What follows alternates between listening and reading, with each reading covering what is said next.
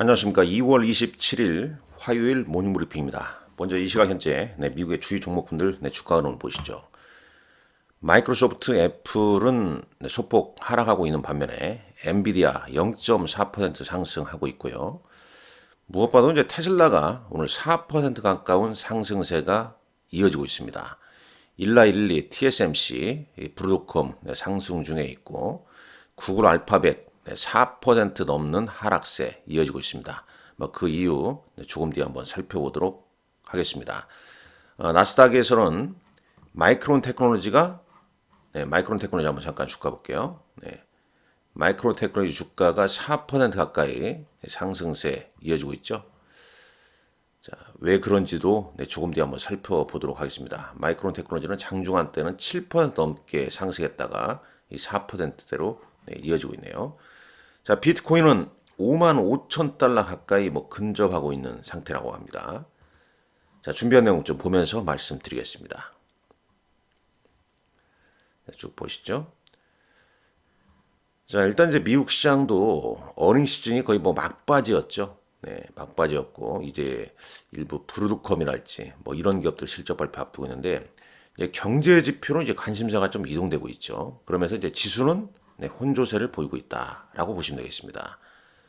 자, 핌지닷컴 통해서 한번 지수 보시죠. 다우 0.16% 하락하고 있고요. 나스닥 0.13% 하락하고 있습니다. 막판에 조금 하락세가 좀 나오네요. S&P 반면에 이제 중소형주 중심의 러셀 2000 지수만 좀 반등을 좀 꽤 보이고 있는 거죠. 0.66% 상승입니다. 이번 주는 이제 그 경제 지표에 관심사가 상당히 많이 쏠려 있는데 특히 이제 목요일 날 발표되는 개인 소비 지출 PC에서 지금 이제 예상치는 1년 만에 가장 큰 상승률을 좀 보일 것으로 예상하고 있죠. 그 연준이 추가하는 2% 물가 목표제 달성하는데 여전히 좀 어렵기 때문에 금리 인하를 서두르지는 좀 않을 것으로 좀 보여집니다. 10년물 국채금리가 4.3%를 기록을 했습니다. 여기서 잠깐 보시죠. 10년물 국채금리 쭉 보게 되면요. 4.299, 거의 4.3%라고 보시면 되겠죠. 반도체, 필라델피아 반도체 지수는 1% 상승, 마이크론 테크놀로지라지 다른 반도체 상승세에 힘입어서, 엔비디아 힘입어서요. 그 다음에 이제 NDF 원달러 환율은 1332원을 기록하고 있습니다. 국제유가는 배럴당 77.71달러, 달러 인덱스는 103.69를 기록하고 있네요.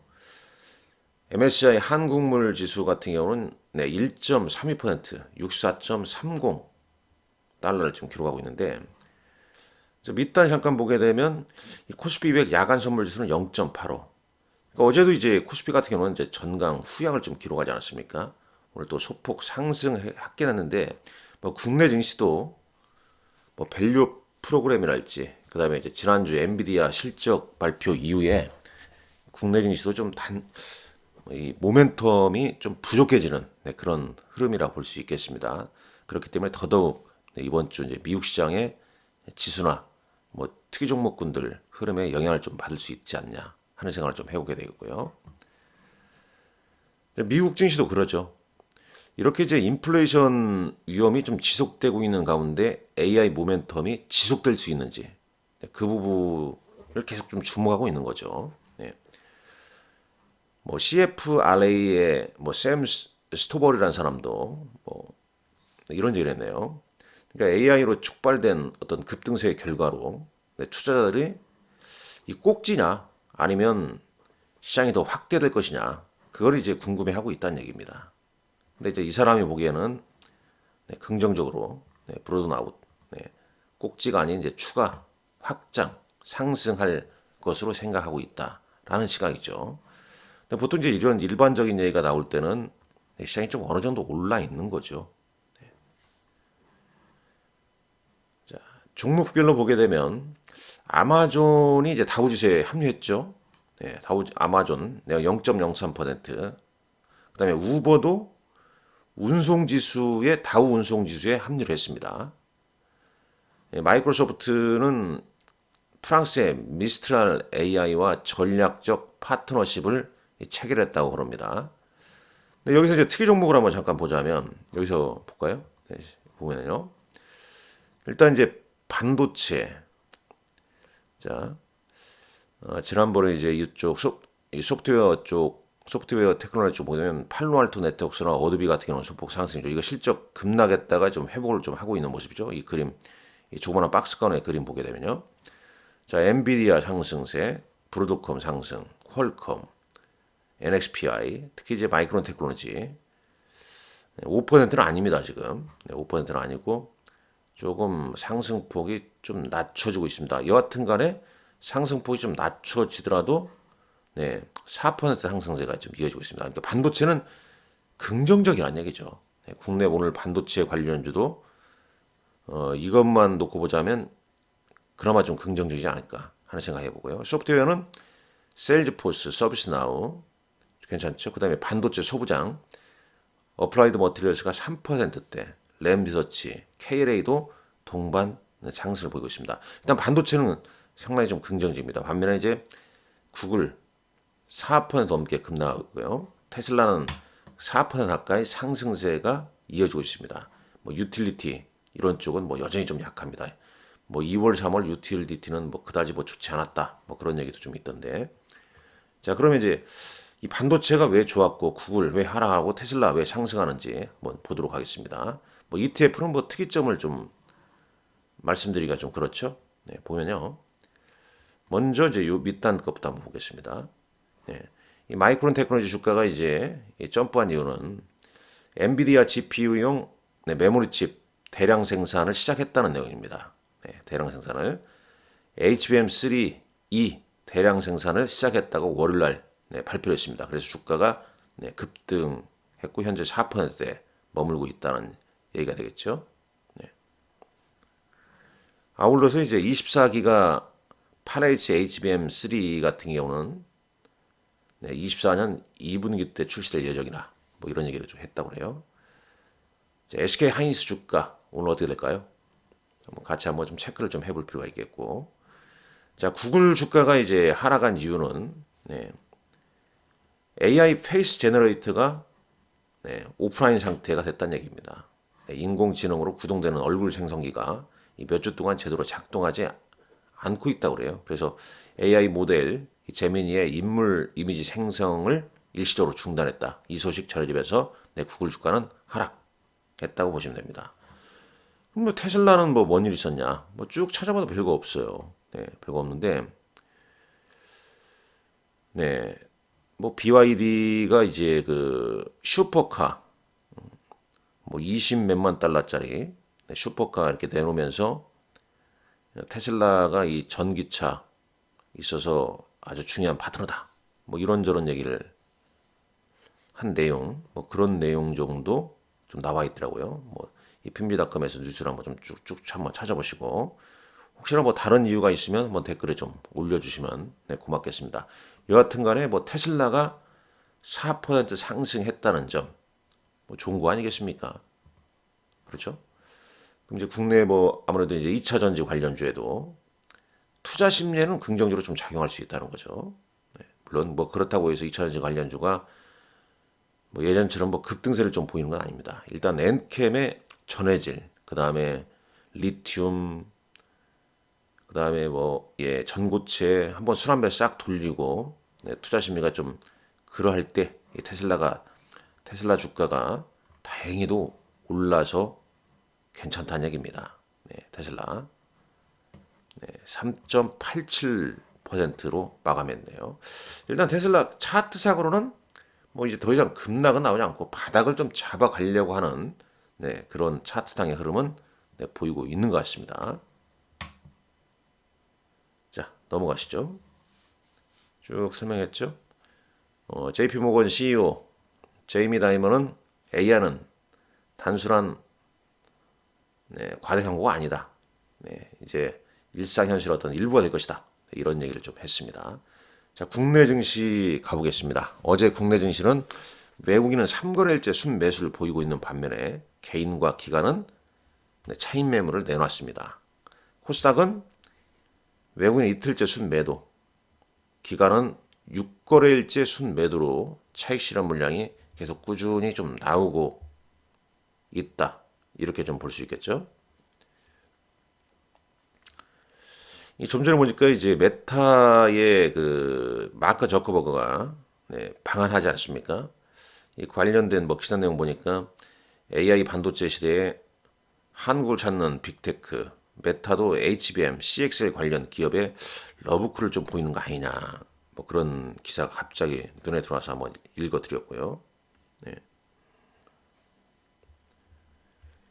뭐 기타 쭉 한번 볼까요?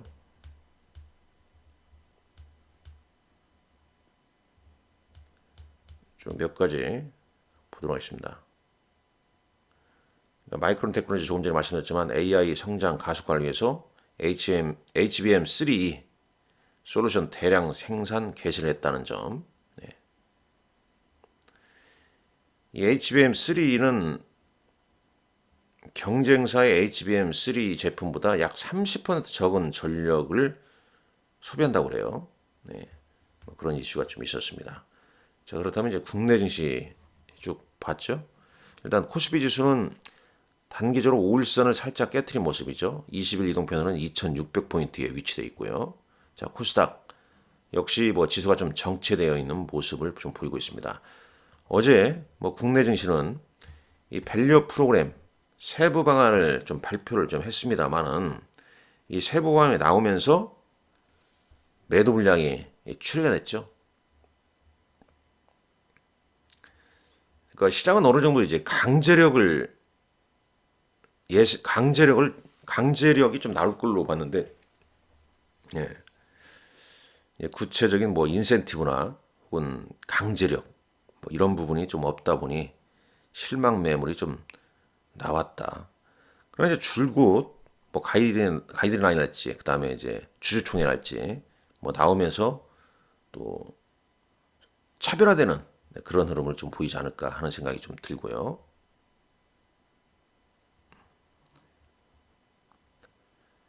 자, 다만 이제 어제장에서 계속 흐름이 좋은 건 이제 알테오젠이었죠. 네, 바이오, 알테오젠. 네, 그러니까 어찌 보면 이제 어제장에서 바이오를 주도한 종목은 이제 플랫폼 관련주라고 보시면 되겠죠. 알테오젠, 그 다음에 레고캠 바이오, ABL 바이오 등. 네. 일단 알테오젠 같은 경우는 이전에도